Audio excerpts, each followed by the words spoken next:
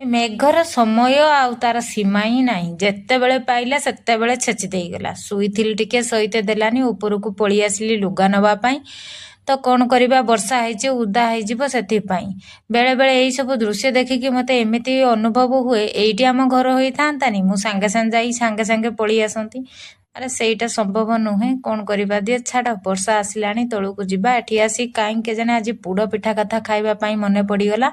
तो क्षीर को मुझे गरम कर देइथिली चूना पेसिकी रखी माने पूरा पानी करिकी तो इलायची 4-5टा कुटिकी पकईथी एटी क्षीर उतुरी आसला टिके गरम ता सहित आम आण करदे क्षीर पोड़ पिठा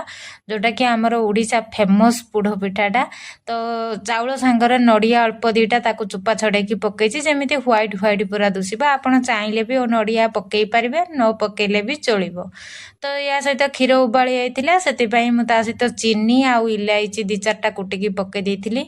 चाउल सहित तो नड़िया मु ग्राइंडिंग कर देइथिली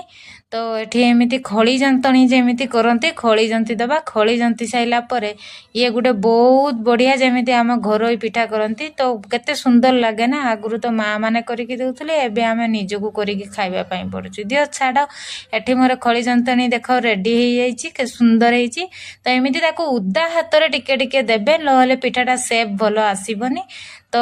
को एमिति करिके घुड़े दबा प्राय आधा घंटा 40 मिनिट तापर आमर रेडी हो गला पिठा को सांगे सांगे काटिबेनी माने आधा घंटे 15-20 मिनिट छाड़ीदेवे तेबे जाइकिन नहले सेटा लागिबो आपन को कंचा अछि बोली तो एमिति पिठाटा हेछि बहुत ही टेस्टी हेतिला आ थरे बनेकी